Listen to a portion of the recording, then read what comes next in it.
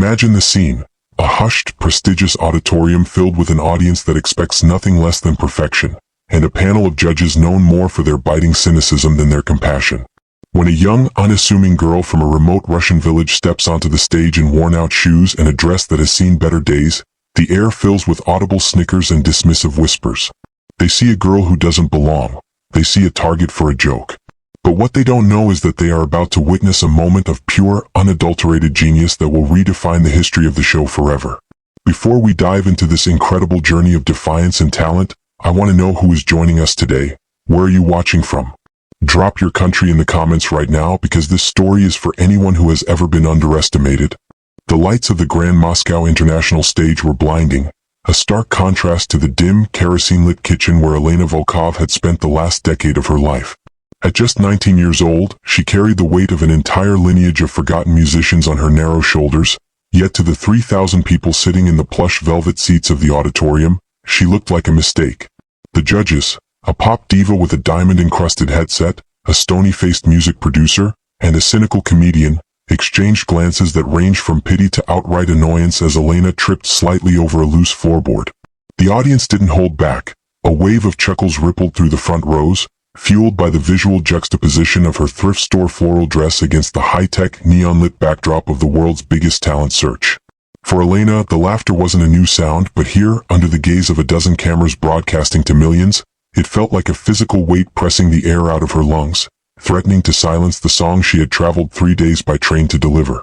Behind the scenes, the production crew had already written her off as a filler act, the kind of contestant added to the edit specifically to provide a moment of comic relief before the real stars took the stage.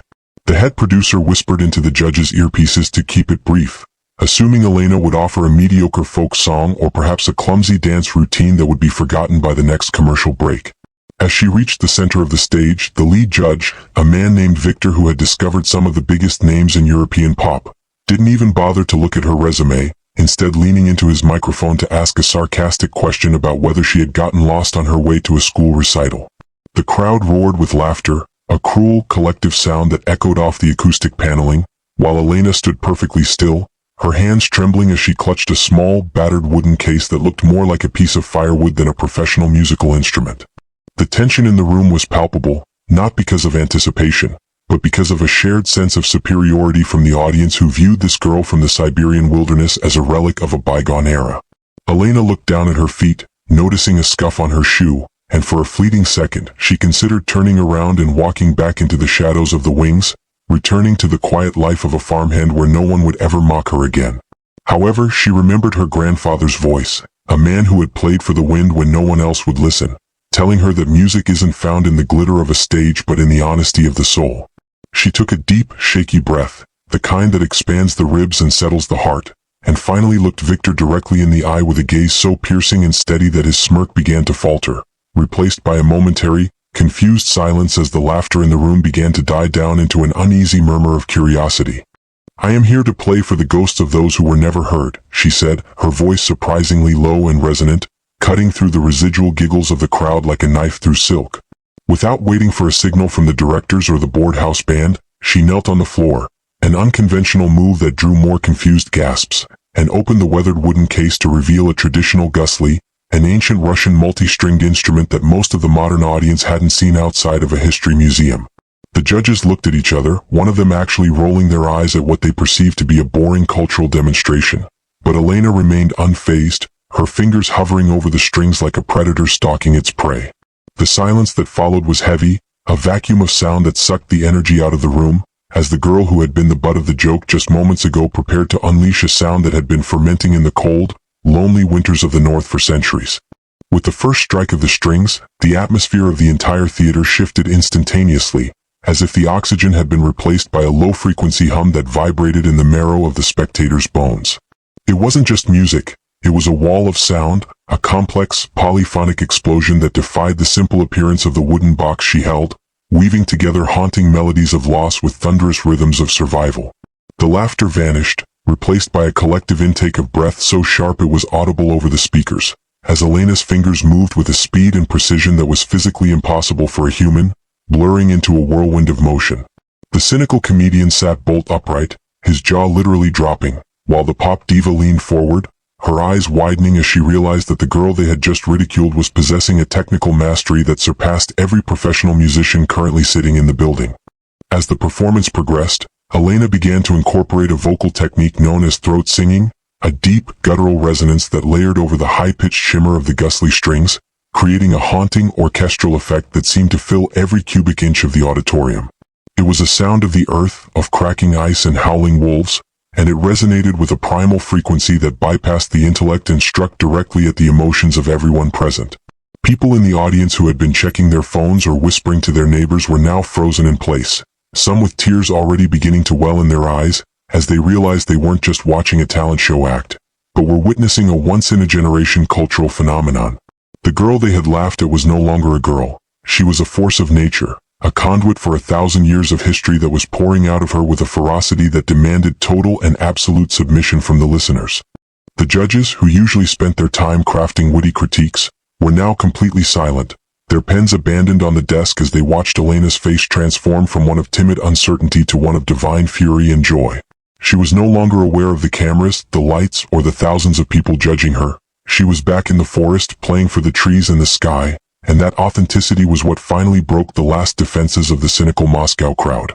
The music reached a crescendo, a dizzying spiral of notes that seemed to defy the laws of physics, building and building until the very air in the room felt electric, making the hair on the arms of the spectators stand on end. When she finally struck the final, echoing chord, the silence that followed was even louder than the music had been, a stunned, reverent hush that lasted for 5 full seconds as the world tried to process the sonic earthquake that had just occurred. Then the explosion happened, not of sound but of emotion, as the entire 3,000-seat auditorium rose to its feet in a simultaneous, thunderous standing ovation that shook the foundations of the building. The judges were the first to stand, clambering onto their chairs to cheer, their previous mockery replaced by a desperate need to show their appreciation for the genius they had almost dismissed. Alena, now back to being the small, unassuming girl in the floral dress, looked up in genuine shock, her eyes blinking against the sudden brightness of the house lights as she realized that the laughter had been replaced by a roar of approval so loud it was deafening. She stood there, trembling not from fear this time but from the sheer magnitude of the moment, as the filler act from the provinces became the undisputed queen of the global stage, proving that true talent doesn't need a designer wardrobe to shine. Victor, the lead judge, was the first to speak, but his voice broke as he tried to find the words to apologize for his earlier arrogance, his face flushed with a mixture of shame and awe. "In 30 years of doing this," he stammered into the microphone, "I have never felt so small and so lucky at the same time. We laughed at you because we were too ignorant to recognize a master when she walked among us." The audience cheered even louder at his confession, a rare moment of humility in the high-stakes world of show business, as the other judges nodded in solemn agreement, one of them wiping away tears that had ruined her expensive makeup. They didn't just give her 3 yes votes. They gave her a golden buzzer that bypassed all the other rounds of the competition, sending her straight to the grand finale with a shower of gold confetti that rained down on her like a coronation. The video of her performance went viral within hours, racking up tens of millions of views across the globe as people from every continent were captivated by the story of the girl who turned mockery into a masterpiece. Music critics who usually ignored talent shows were writing long essays about the complexity of her compositions, comparing her to the greats of the classical and modern eras alike. But more than the technical praise, it was the message of her victory that resonated, the idea that the world's judgment is often a reflection of its own limitations rather than the worth of the person being judged. Alena's face was now on every digital billboard from New York to Tokyo, but back home in her village, her family watched the grainy footage on an old television, weeping with pride for the girl who had carried their silent songs into the heart of the world. In the weeks that followed, Alena became a symbol for the underdog, an icon for anyone who had ever been told they weren't enough or that their background was a barrier to their dreams. She was invited to perform at the world's most prestigious concert halls, yet she insisted on wearing the same floral dress and playing the same battered Gusli, refusing to let the industry polish the soul out of her art. The very producers who had tried to cut her from the broadcast were now begging for even 5 minutes of her time, offering contracts that would make her one of the wealthiest musicians in the country, but Alena remained grounded. She knew that the power of her music came from the dirt of the village and the cold of the Russian winter, and she wasn't about to trade that authenticity for the hollow glamour of a pop star's life. The grand finale of the talent show was less of a competition and more of a celebration, as Alena returned to the stage not as a contestant, but as a legend in the making. This time, there was no laughter when she walked out.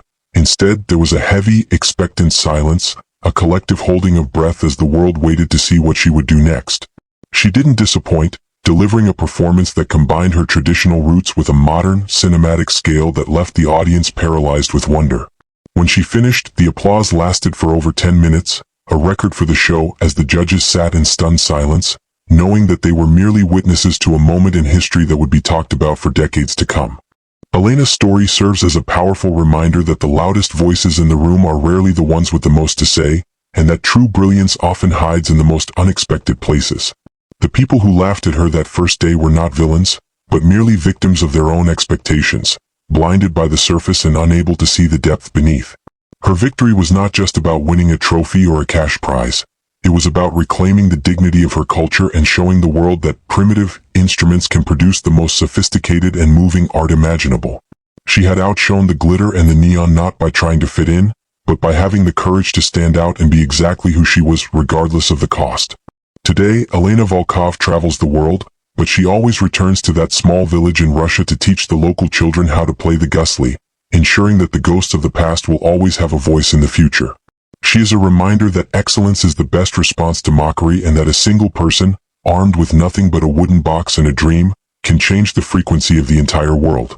The laughter that once filled that Moscow auditorium has long since faded, but the echoes of her music continue to ring out, inspiring a new generation of artists to embrace their heritage and ignore the critics. Her journey from a mocked village girl to a global phenomenon is a testament to the enduring power of the human spirit and the transformative beauty of true raw talent. As we look back at that incredible night, we are reminded to be careful who we laugh at, for we might just be laughing at the person who is about to change our lives. Alena didn't just outshine everyone else on that stage. She illuminated the darkness of prejudice and showed us what happens when we give the other a chance to speak their truth. Her story is a viral sensation not just because of her skill, but because it touches a universal chord, the desire to be seen for who we truly are beyond the clothes we wear or the places we come from. If you were moved by Alena's journey of defiance and triumph, make sure to share this story with someone who needs a reminder of their own worth, and don't forget to subscribe for more stories of incredible people who changed the world.